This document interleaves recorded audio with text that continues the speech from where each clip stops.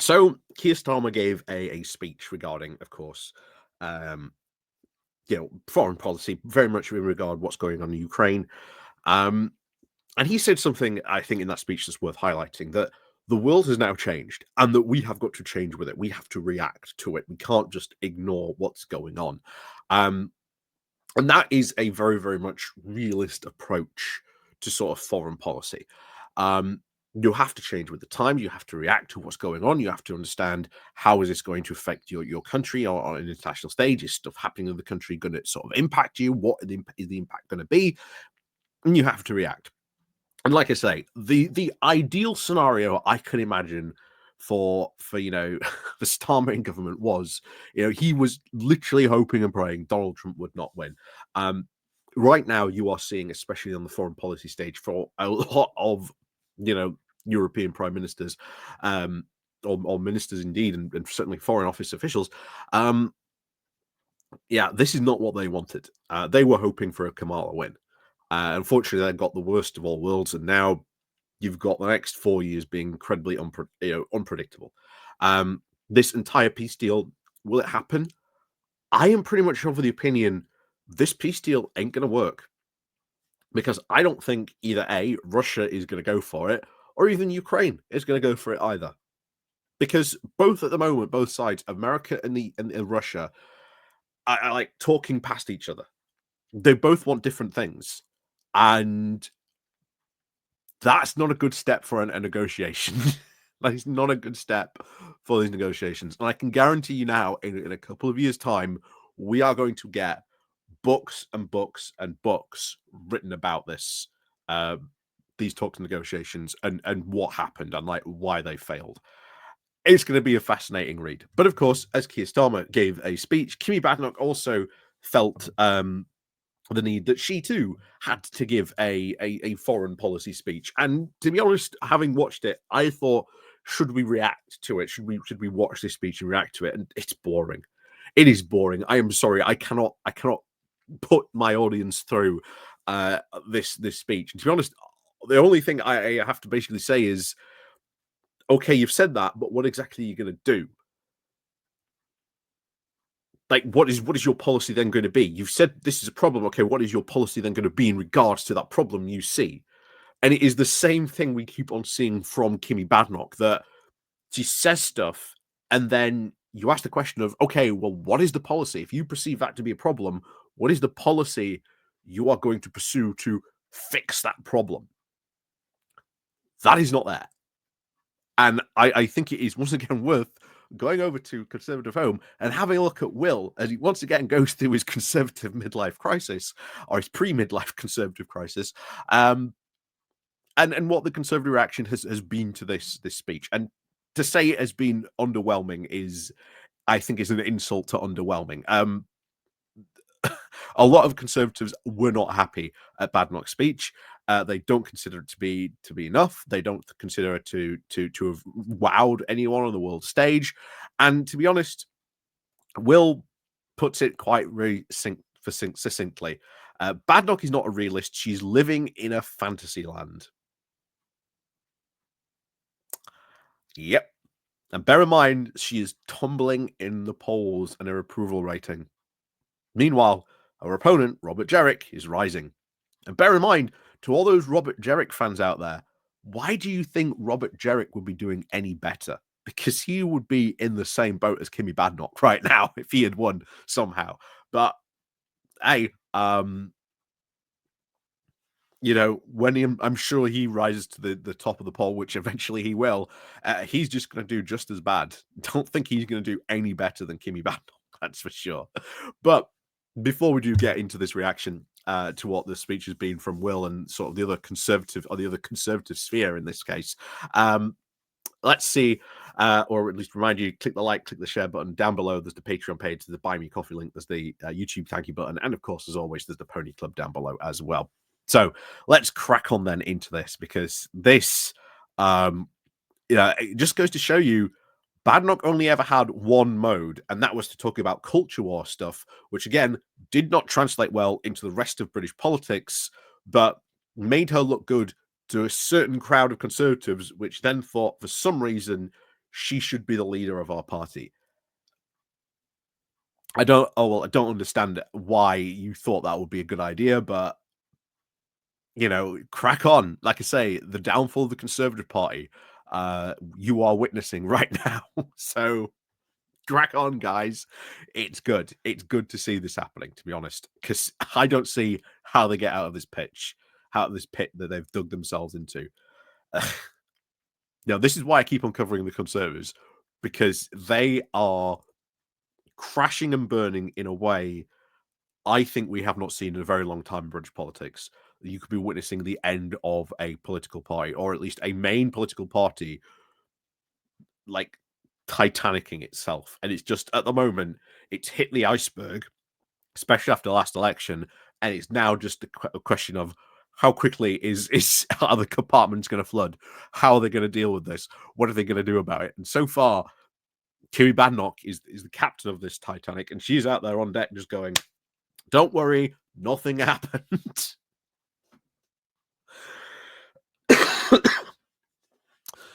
Oh, anyway. So, what's Will got to say about this? So, Kemi Badenoch has made a speech on foreign policy. It was so bland, formulaic, and unsurprising, it would have made ChatGPT blush. At least I'm with you on that, Will. Like I say, when I watched it last night, it was so boring.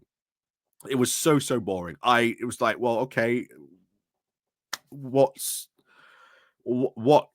new insights are you giving on this? It doesn't really separate her anymore. The big insight, which bear in mind, I think we should also cover, is there have been a couple moves recently on Conservative Home to ask Conservatives to rethink again about Europe, and we'll probably cover that later on this week as well. So, her commitment to, of course, never saying anything original, interesting, or even newsworthy, of course, remains admirable. That, you know, that's a real that's a real stone throw. Is that, Will? That's a real stone throw. As disastrous as it is for the party that she's already now taken to third place, today was yet another now fluffed opportunity to halt her downward spiral. Of course, the speech has long since, of course, been overshadowed by the Prime Minister's announcement that defence spending would rise to 2.5% of GDP by 2023 and 3% in the next Parliament. Through, of course, the cut to international aid. Since Badenoch had committed to neither of these in her speech, it can already be said that Keir Starmer is far more hawkish on defence than she is. I mean, this is it. Badenoch hasn't even suggested what I was expecting her to see. Well, okay, if you were in government, how would you be paying for this rise in defence spending? I mean, I don't like that Starmer is cutting the foreign aid budget to sort of pay for this, because again, that'll have its own implications on Britain's soft power. That'll be will have implications for foreign policy and stuff. But there are better ways I think they could pay for it. I think, we need to stop, taxing the wealthy people a bit more, because they are the ones who should be paying for this piece, because that's how you sell it. But, it is kind of surprising that she comes out and says, well, yeah, we would have done this, but we're not sure how we're going to pay for it. Where's all this policy? She has nothing to say. She has nothing to say about some of the biggest issues of our time. Anyway, nevertheless, I was dispatched to the Policy Exchange at 10:30 this morning to hear her give her 2 pence now on international affairs. The speech began only 7 minutes late, which recent coverage of Badenoch's enthusiasm for timekeeping suggests is something of a miracle. Oof. Yeah, like I say, you can very, very much clearly tell that a lot of Conservative commentators are no longer impressed with Kemi Badenoch. The honeymoon period is well and truly over for her, if she ever had one to begin with. All of our rights, of course, top geopolitical brains were there: Niall Ferguson, John Brew, Ian Duncan Smith, etc. To yesterday's men and women of the shadow cabinet and mainstream media, all the professional bureaucrats, Badenoch now sought to outline conservative realism. a repudiation of David Lammy, Jonathan Powell, and their works. The primary focus of our foreign policy should be on defending our borders, values, and people. The end of history has ended. It is no longer 1995. The imposition, of course, of the Iron Curtain and the fall of the Berlin Wall, 9/11 tech, and of course the invasion of Ukraine, each of these compromised a very watershed moment for the post-war international order. And with Donald Trump's return echoing through the chancelleries of Europe, Britain can either face the challenge of rapidly shifting realities or ensure a bitter reckoning. So far, so uncontroversial. Again, very true indeed. And I think Starmer, given his speech, if you compare what he said, again, if you want to watch Kemi Badenoch's speech, it's boring, it's a slog, I will tell you that. But Starmer's was a lot more better, succinct, to the point, basically outlining the challenges that we seriously now face in the world. So she promised, of course, that she would this would now be a speech that would, quote, reject the vapid statements. Splendid. Like most readers, I'm sure that if Badenoch told me one more time that she was here to tell the truth, that she had a plan and no one else did, or that this was the time for principles, not policy, then I would scream. Was this a new departure? Would we actually finally get some red meat, some policy? Well, no. As I said at the beginning of this, she gave no policy whatsoever. It was a very boring, bland speech that, well, basically told you nothing really in this. So Will continues, no such luck. Vapid statement is a pretty good summary of the whole affair. Yep.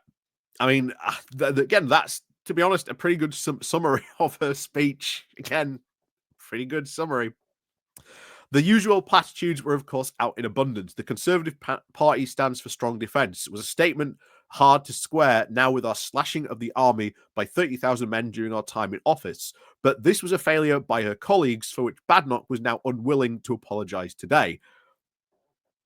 Once again, this is Kemi Badenoch's, and really, any future Conservative leader has to look back at this 14-year time period when they're in office and answer for that. You know, if you're going to be in office, how do you know that 14 years of failure, which many of your own fellow Conservatives would say that period was a failure, why are you going to ensure that the next time you're in office or the next time you're in power, it isn't a failure? Yeah. Anyway, so she also continued and said that international law should not become a tool for critics to advance their activist policy agenda through international bodies or courts. If the ECRC or another body is against our interests, would Badenoch be willing to leave? Well, we probably would have to. Probably. Anything more would, of course, spook the wets. Only like Starmer, she was willing to stand up to her backbenchers. And here's the thing. If she comes out, or some leader comes out and says that it is our policy to leave the European Court of Human Rights, oh boy, will there be a backlash. Like, that is the Conservative Party well and truly split. Because leaving that would have huge consequences. And the thing is, you never see these people talk about not only what the consequences would be, but then how they would deal with those consequences. And I think if you want to leave something like that, you should be prepared to discuss what those consequences are and how you would deal with those consequences. Because one of the biggest consequences not only would be the removal, of course, of the withdrawal agreement and the trade agreement we have with Europe, which would be disastrous for our economy, but it would also mean saying and tearing up the Good Friday Agreement, because the European Court of Human Rights is the guarantor of that peace agreement, and it is one of the most successful peace agreements in the world that has put an end to sectarian violence. And yet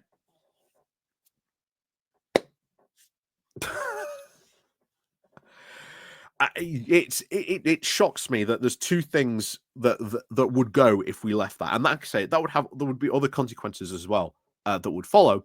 But why do they never talk about those? Why do they never bring those up? And why do journalists never ask them about that either, which infuriates me to no end.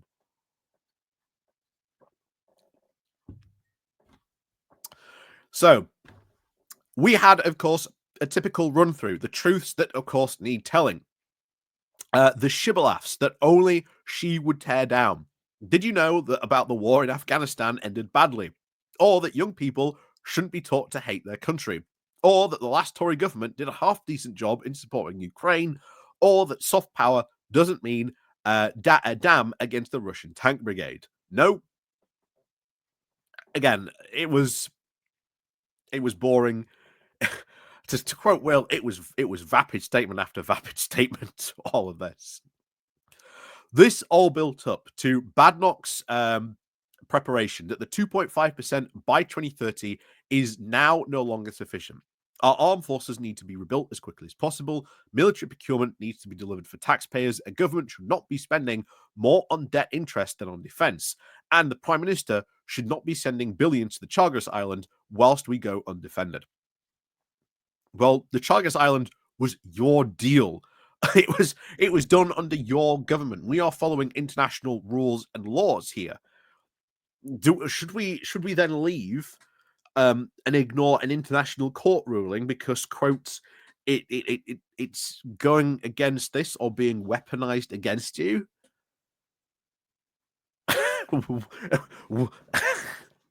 This deal was made by James Cleverly for the Chagos Islands because of international law. Uh,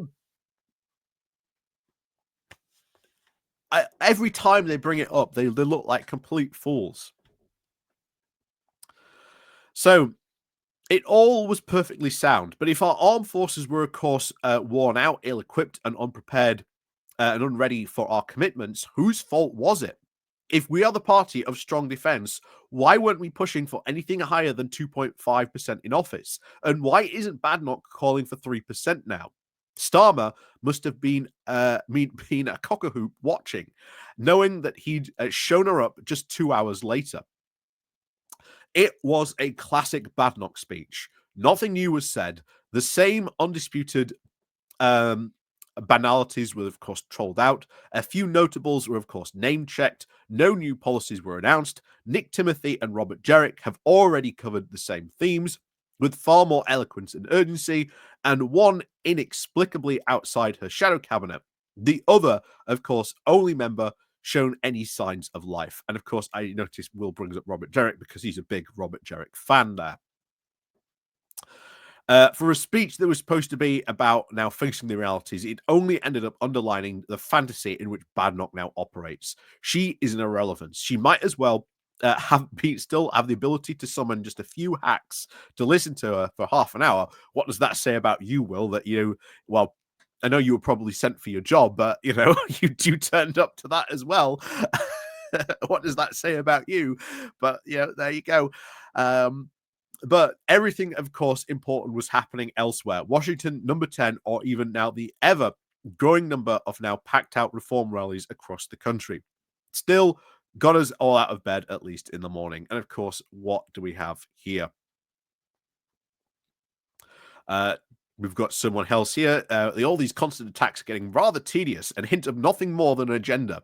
The leader of the opposition, straight after an election defeat, is a horrible job. No one listens to you for 2 years. I think she'd make a decent effort at first and deserves our support rather than this constant unwarranted criticism. Well, here's the thing. You that doesn't check anything because the running theme in the Conservative Party right now is that the people of the UK are just yearning for real Conservative rule, and that they'll be back at the next the next general election. That will just storm back in, and everything will be right again. No, do you understand why that criticism and why these people are laying into Badenoch? Because they're expecting this massive turnabout that isn't happening.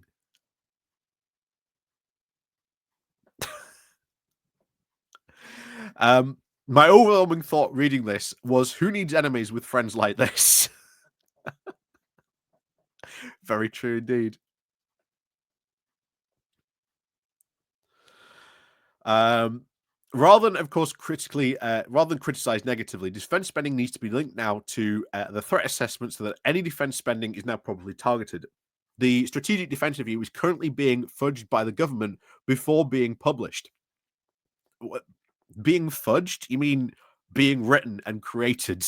And what does this say about the Strategic Defense Review that Boris Johnson wrote and the Tories that followed for quite a while? That we somehow need to ignore Europe and pivot to the East, and go back beyond the Suez Canal. What does that say about your government's, strategic defense review? But there you go. We don't spend defense money wisely because the MOD procurement lacks project managers.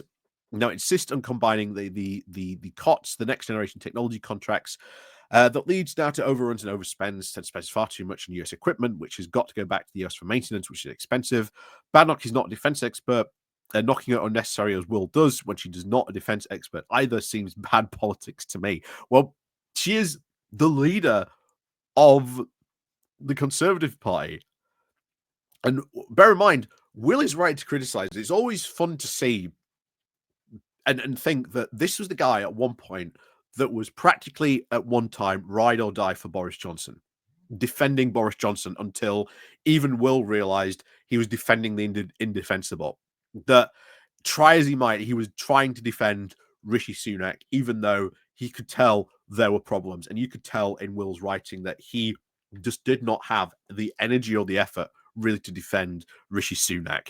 And now, of course, he's attacking Badenoch because in a way he is right. This criticism you could give of a speech, anyone could really give, because a speech was just goddamn awful. But the fact that it's coming from a, like I say, conservative home, a big conservative outlet, does show you what most conservatives are thinking of their current leader. And if you are the leader, then you probably should be expected to at least be on what defense at some point, or that speech should not have been fielded by Badenoch. She should have introduced the shadow defense secretary, and then he would have fielded that speech. He would have taken over that speech and delivered it. But did she? No. That also goes to show you that she doesn't really have a lot of faith in her own shadow cabinet. And that's bad.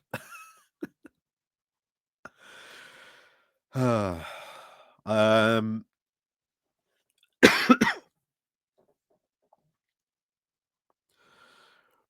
Let's see if there's any good stuff. Tell you what, Tim, we've seen him before. He does make some interesting comments.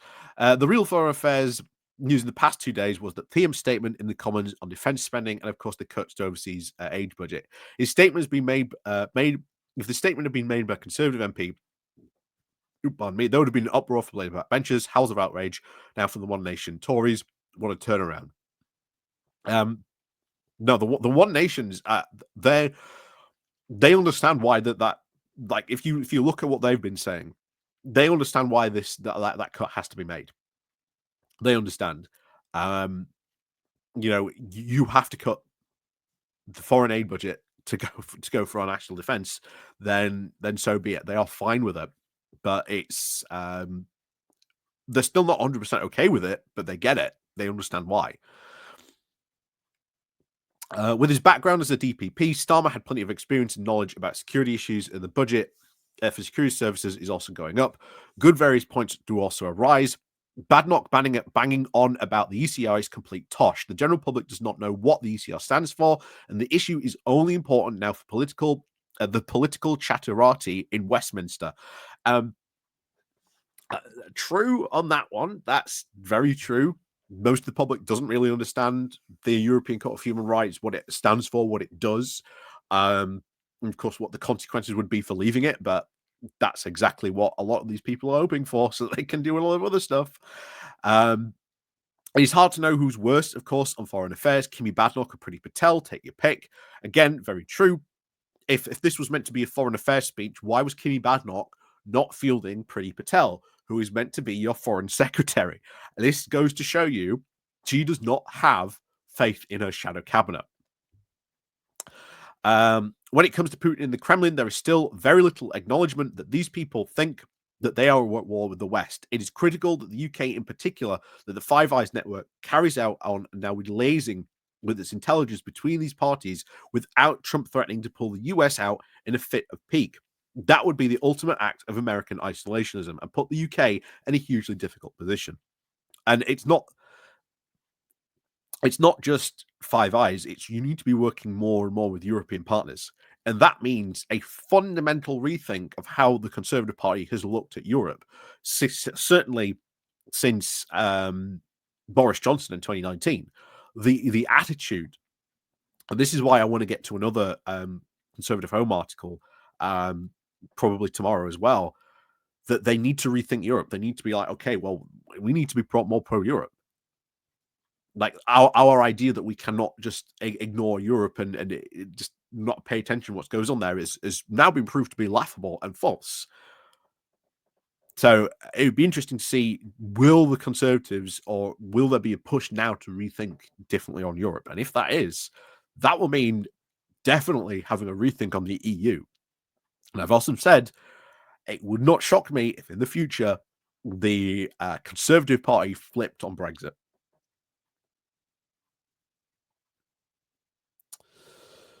Um,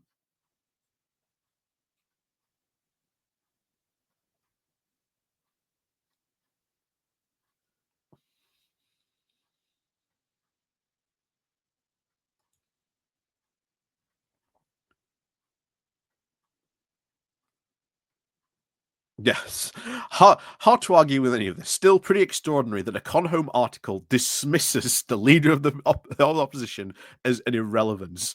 All the more extraordinary for being undeniably true. Um, Very true indeed.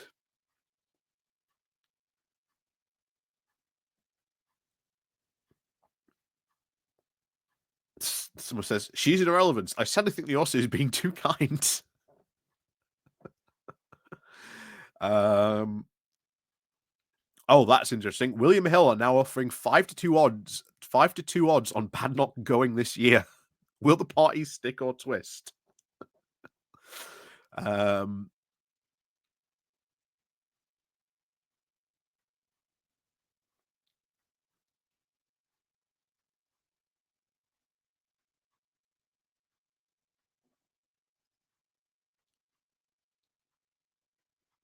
like I say, it's just I've just got to look through for some of like the good comments. Like I say, sometimes I do look through for the good comments and see what they're going for, but um,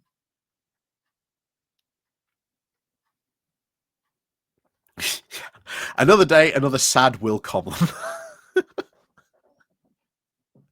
Like I say, Will's going through his little, pre-Tory midlife crisis. Bless him. Um,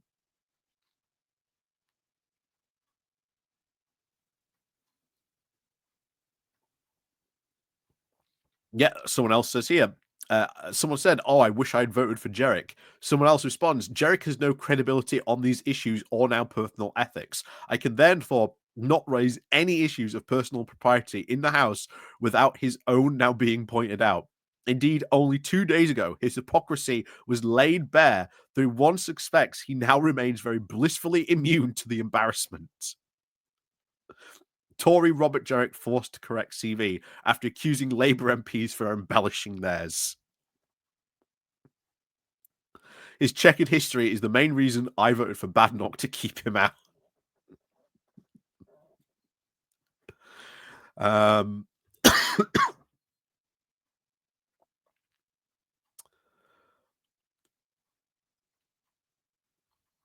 yeah, fascinating.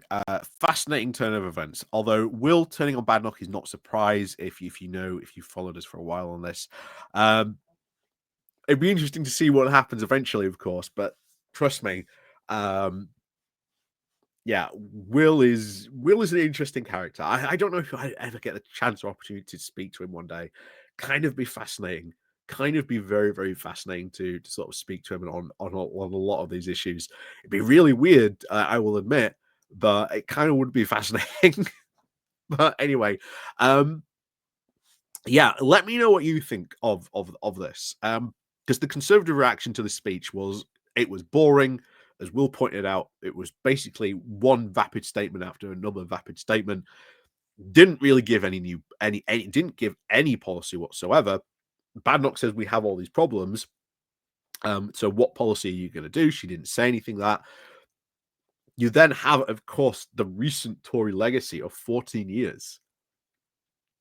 Like, you were in office for 14 years. Badenoch still cannot apologize for like the bad 14 years in office. And the fact that she was in government for for some of that as well, being a minister. You cannot just hand wave that away. But yeah, yeah, things are getting interesting in the Conservative Party because I would say if Badenoch was going to do the speech, why then would you not field either your shadow defense secretary or your shadow foreign secretary? And that would be Priti Patel. I couldn't even tell you who the the shadow defense secretary is. I only know it's Priti Patel because it's Priti Patel for the shadow foreign secretary. But yeah, it shows you that Badenoch does not have, I think, confidence in a cabinet or is willing to field other members of a cabinet. Because if I were in her position, my speech would have been to introduce your shadow foreign secretary or your shadow defense secretary, or even both, and have them respond as to what your party's pitch to the people would be regarding the current changing situation going on in foreign policy and the potential massive shift of alliances that is going on. Why didn't she?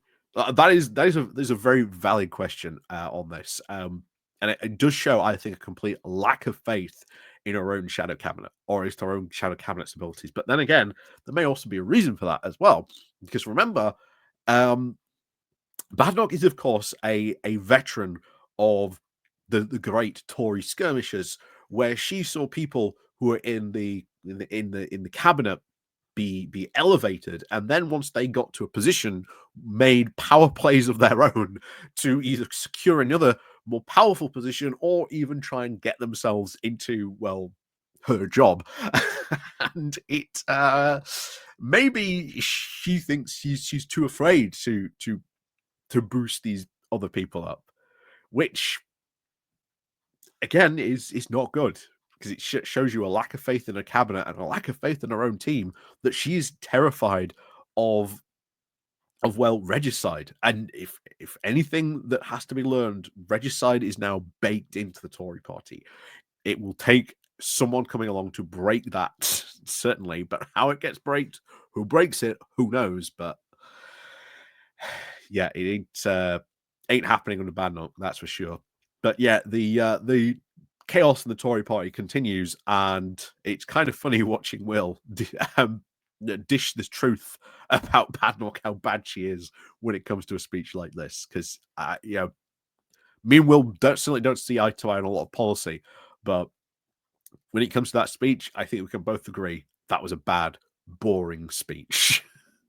But as always, let me know what you think down below. And of course, as always, we'll see you all next time.